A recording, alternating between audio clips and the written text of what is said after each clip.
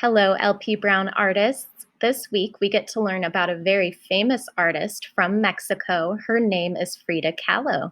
She was born in 1907 and is most well known for her self portraits. If you look at the screen, you can see this self portrait here has some animals sitting on her shoulders. And I want you to make a prediction if these are animals in her imagination or animals that she lives with, or just maybe animals in her neighborhood.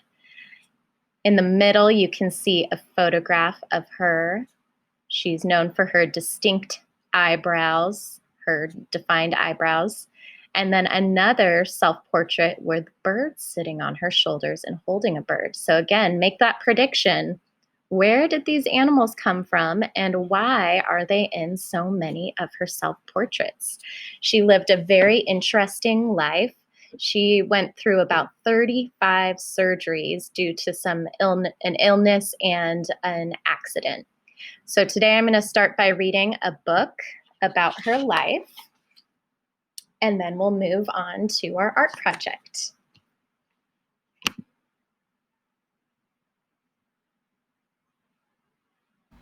Frida Kahlo and Her Animalitos by Monica Brown, illustrated by John Parrot.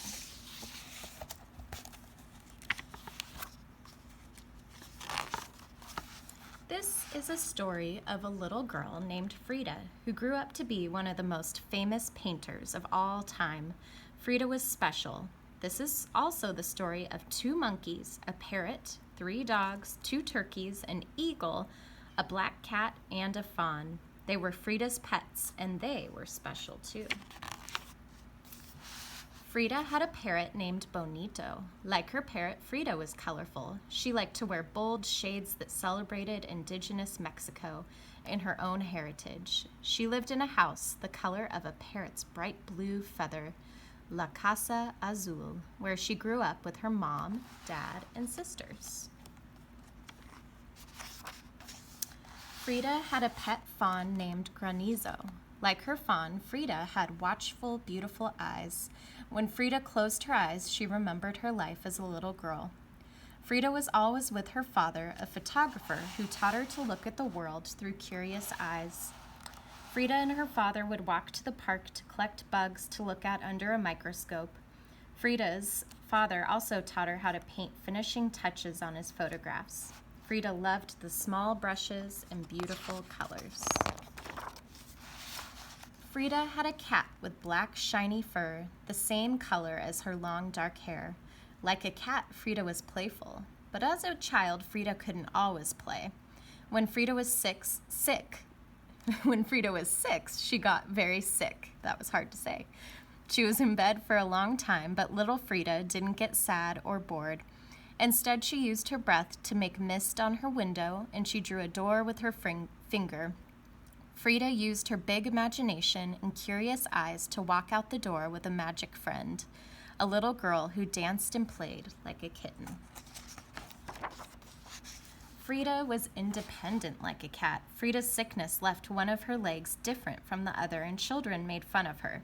But this didn't stop Frida from skating and riding bikes and rowing on the lakes of Chapultepec Park so that her leg could get stronger. Frida was not afraid to do things other girls didn't usually do. She wore overalls and boxed and wrestled. Frida had two spider monkeys, Fulang Chang and Caimito de Guayabal. Like her monkeys, Frida could be mischievous even when she was a teenager. When Frida was 15, she went to a school called the Preparatoria and found a group of friends she loved. Like Frida, her friends were curious to learn all they could. Together, they read and studied and argued and sometimes got into trouble. Wearing matching caps, they rode donkeys through halls of the Preparatoria and set off firecrackers. Uh-oh. Frida had an eagle named Gertrudis. Like her eagle, Frida's imagination could fly high. When Frida was 18, she was in a terrible accident, and once again, she had to be in bed for many months. This time, Frida didn't create a magic friend. She created art. Frida's mother made her a special easel and hung a mirror over her canopy bed so Frida could paint. Frida used her imagination and curious eyes to do just that. Feet, what do I need you for when I have wings to fly? And if those weren't enough pets, Frida had 2 turkeys and 3 dogs, Senor Zoloto, Senorita Capulina, and Senora Costi. Frida's turkeys were intelligent and sensitive just like herself, and like Frida, her dogs were warm and loving. When she was lonely or sad, she would wrap her arms around them and they would comfort her. Her Zolo dogs were the same breed that ran and hunted with the Aztecs thousands of years ago, and a reflection of Frida's heritage, of which she was very proud. Frida's dogs had no hair, but their bodies were warm and Frida gave them great big hugs whenever she felt lonely or sad.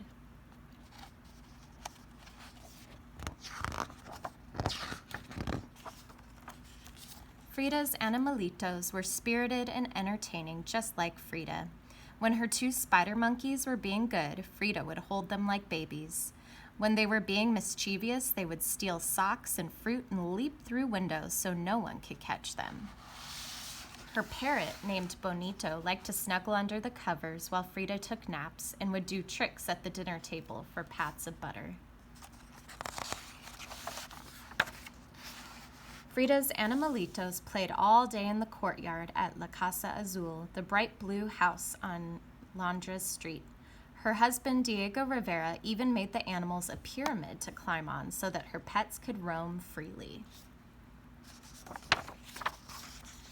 When Frida painted, her pets would keep her company, and Frida painted all the time. While the birds sang, the dogs barked, and the turkeys danced in the garden. Frida's animals were her children, her friends, and her inspiration. Frida painted when she was sick and hurting. She painted when she was happy. She also painted when Diego was gone and she was sad. But Frida was never really alone at La Casa Azul, the bright blue house on Londres Street. She had her animalitos and herself, and she painted both. Frida painted herself with Fulong Chang, playing with ribbons. She painted herself with Bonito, the parrot, and Senor Zoloto, the dog. She painted her black cat too, peeking over her shoulder. Frida painted herself with all the pets she loved so much, and even butterflies and caterpillars. Her paintings were magic.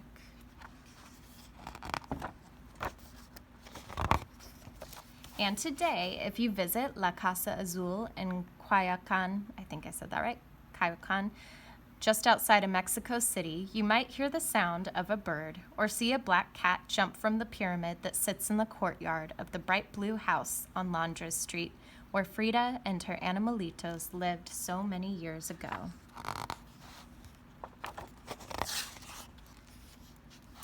And then here is a picture of Frida.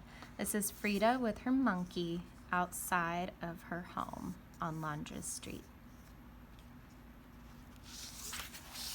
The end. Today we are going to draw Frida Kahlo's parrot. You're going to need a piece of paper and some bright, colorful drawing supplies. So pause the video, grab your drawing tools, and meet me back here. All right, you're going to begin with a pencil, or you can be like me and start with a dark marker. So what we're going to do is begin at the top of our paper, the top corner. We're going to start with the parrot's head and body. So it curves around here.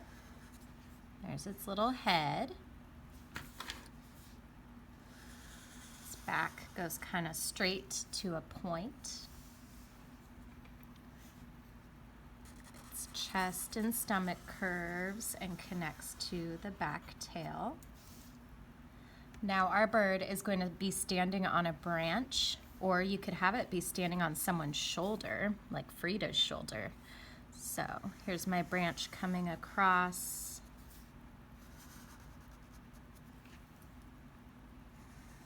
It's kind of a wavy branch. Next, we'll add its tail feathers coming down. So I'll connect it there. I kind of ran out of room for my tail feathers. You might have more room. And adding some texture to show. It has feathers in there. Next, we need its beak and its eye that's showing. So the beak will curve.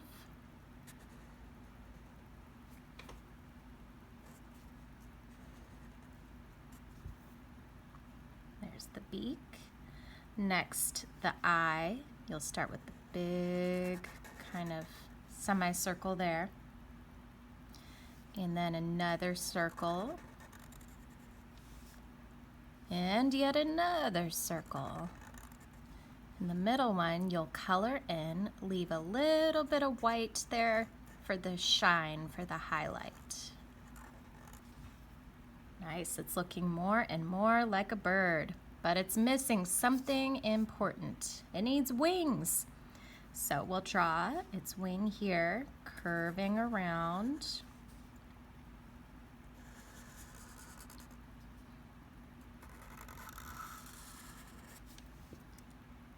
And I'm going to draw a line there.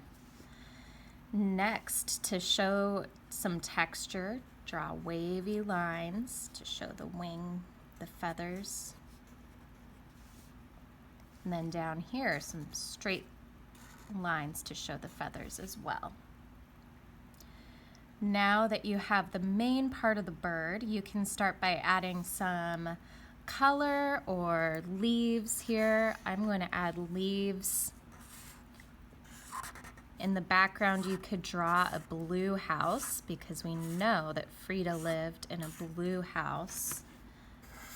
You could draw the pyramid that the animals played on. It is up to you.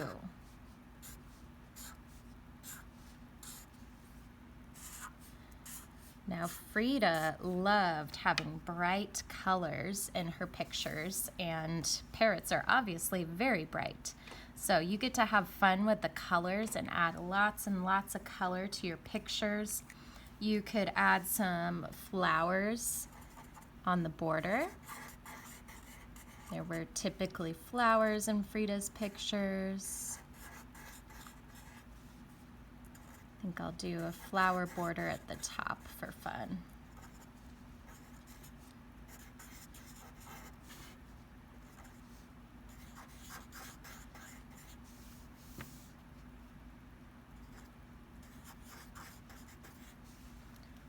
All right, now it's time to add color. So I will do a time lapse so you don't watch me color for 20 minutes, but you pause the video and spend a good amount of time coloring it in, adding any extra details you'd like to add.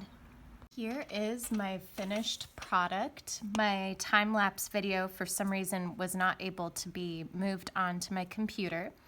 So you won't get to watch me color today. So you can color on your own. If you want to copy my colors, you can, or it's more fun to just go wild with the colors.